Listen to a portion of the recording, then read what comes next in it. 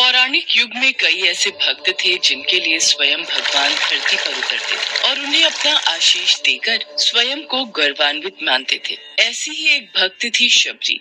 शबरी का असली नाम श्रमणा था। ये भील समुदाय की शबर जाति से संबंध रखती थी। इसी कारण कालांतर में उनका नाम शबरी हुआ। इनके पिता भीलों के मुखिया थे। उन्होंने श्रमणा का विवाह एक भील कुमार से तय किया था। लेकिन आदिवासियों की एक प्रथा थी, किसी भी अच्छे कार्य से पहले जानवरों की बलि दी जाती थी। इसी प्रथा को पूरा करने के लिए शबरी के पिता शबरी के विवाह के एक दिन पूर्व 100 भेड़ बकरियां लेकर आए। तब शबरी ने पिता से पूछा, पिताजी, इतनी सारी भेड़ बकरियां क्यों लाए हो?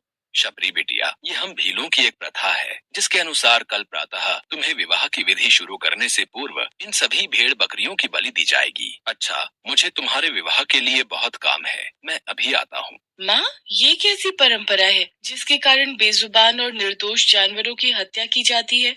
बेटी, ये प्रथा शुरू से ही चली आ रही है। मेरे विवाह के समय भी ऐसा ही हुआ था। प्रथा के बारे में सुन शबरी को बहुत दुख हुआ। वो पूरी रात उन भेड़ बकरियों के पास बैठी रही और उनसे बातें करती रही। उसके मन में एक ही विचार था कि कैसे वो इन निर्दोष जानवरों को बचा पाए। तब एकाएक शबरी के मन में ख्याल आता है, नहीं, मेरे कारण इन निर्दोष पशुओं की बलि नहीं दी जाएगी। मुझे भोर होने से पूर्व ही घर से भागना होगा। मैं भली भांति जानती हूँ, अगर एक बार मैं इस तरह अपना विवाह छोड़कर घर से भागूंगी तो कभी इस घर में मुझे वापस आने का मौका नहीं मिलेगा।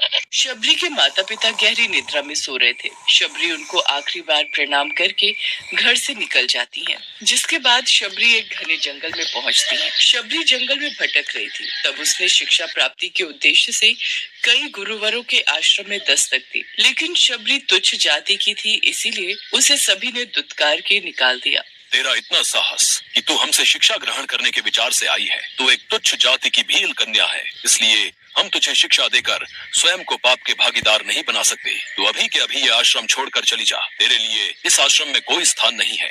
ऋषिवर की बातों को सुनकर शबरी शांत भाव से उन्हें प्रणाम करके वहाँ से चली जाती है। शबरी भटकती हुई मतंग ऋषि के आश्रम पहुँचती है। प्रणाम मुनिवर। जीती रहो पुत्री, कौन हो तुम? मुनिवर, मेरा नाम शबरी है। शबरी ने अपना परिचय देते हुए मतंग ऋषि से शिक्षा प्राप्ति की इच्छा व्यक्त की। मतंग ऋषि ने शबरी को सहर्ष अपने गुरुकुल में स्थान दे दिया। अन्य सभी ऋषियों ने मतंग ऋषि का तिरस्कार किया, लेकिन मतंग ऋषि फिर भी अपने कथन से पीछे नहीं हुए। उस दिन से शबरी ने गुरुकुल के सभी आचरणों को आसानी से अपना लिया और दिन रात अपने गुरु की सेवा में लग गई। शबरी जतन से शिक्षा ग्रहण करने के साथ साथ आश्रम की सफाई, गौशाला की देखरेख, दूध दोहने के कार्य के साथ साथ सभी गुरुकुल के वासियों के लिए भोजन बनाने के कार्य में लग गई। कई वर्ष बीत गए। मतंग ऋषि शबरी की गुरु भक्ति से बहुत प्रसन्न हुए। मतंग ऋषि का शरीर दुर्बल हो चुका था, इसलिए उन्होंने एक दिन शबरी को अपने पास बुलाया और कहा, पुत्री, मेरा शरीर अब दुर्बल हो चुका है, इसलिए मैं अपनी देह यहीं छोड़ना चाहता हूँ। लेकिन उससे पहले मैं तुम्हें आशीर्वाद देना चाहता हूँ। बोलो पुत्री, तुम्हें क्या चाहिए? हे गुरुवर, आप ही मेरे पिता हैं। मैं आपके कारण ही जीवित हूँ। आप मुझे अपने साथ ही ले जाएं। नहीं पुत्री, तुम्हें मेरे बाद मेरे इस आश्रम का ध्यान रखना है। तुम जैसी गुरु परायण शिष्या को उसके कर्मों का उचित फल मिलेगा। एक दिन भगवान राम तुमसे यहाँ मिलने आएंगे और उस दिन तुम्हारा उद्धार होगा और तुम्हें मोक्ष की प्राप्ति होगी। इतना कहकर मतंग ऋषि अपनी देह त्याग कर समाधि ले लेते हैं। उसी दिन से शबरी हर रोज प्रातः उठकर बाग जाती, ढेर सारे फल इकट्ठा करती, सुंदर सुंदर फूलों से अपना आश्रम सजाती। शबरी को भगवान राम के आने का कोई निश्चित दिन नहीं पता था। उसे केवल अपने गुरुवर की बात पर यकीन था, इसलिए वो रोज राम के इंतजार में समय बिता रही थी। वो रोजाना यही कार्य करती थी। एक दिन शबरी आश्रम के पास के तालाब में जल लेने गई। वहीं पास में एक ऋषि तपस्या में लीन थे। जब उन्होंने शबरी को जल लेते देखा तो उसे अछूत कहकर उस पर एक पत्थर फेंक कर मारा और उसकी चोट से बहते रक्त की एक बूंद से तालाब का सारा पानी रक्त में बदल गया। तुझ अछूत के रक्त से इस तालाब का जल अपवित्र हो गया। तूने पाप किया है, तू पापिन है। मेरे क्रोध से बचना है तो उसी क्षण यहाँ से चली जा।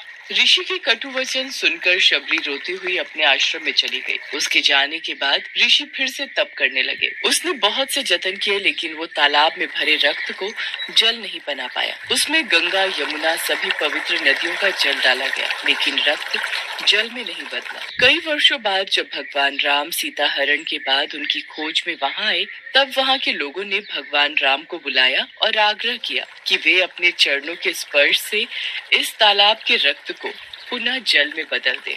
राम, आप अपने चरण स्पर्श से इस तालाब के रक्त को पुनः जल में बदलने की कृपा करें।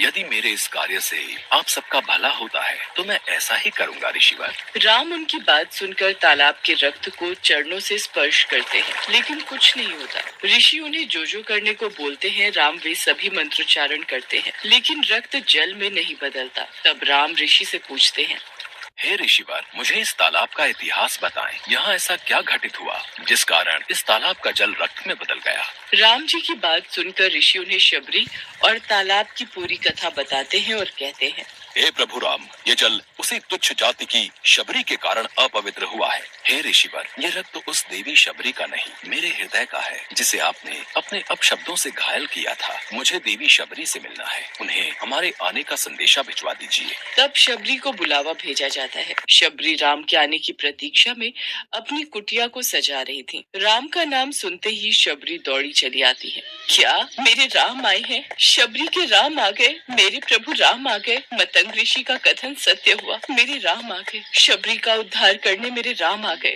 जिनको देखने के लिए ये आंखें तरस रही थी, वो प्रभु श्री राम आ गए। शबरी मेरे प्रभु राम कहती हुई जब तालाब के पास पहुंचती है, तब शबरी के पैरों की धूल तालाब में चली जाती है और तालाब का सारा रक्त जल में बदल जाता है। तब भगवान राम कहते हैं, देखिए ऋषिवर, आपके कहने पर मैंने सब किया, लेकिन ये रक्त भक्त शबरी के पैरों की धूल से जल में बदल गया। राम की बातों को सुनकर ऋषिवर को अपने कथन पर बहुत ग्लानि होती है। शबरी जैसे ही भगवान राम को देखती है, उनके चरणों को पकड़ लेती हैं और अपने साथ आश्रम लाती हैं। उस दिन भी शबरी रोज की तरह सुबह से अपना आश्रम फूलों से सजाती हैं और बाग से चक कर सबसे मीठे बेर अपने प्रभु राम के लिए चुनती हैं। वो पूरे उत्साह के साथ अपने प्रभु राम का स्वागत करती हैं और बड़े प्रेम से उन्हें अपने जूठे बेर परोसती हैं।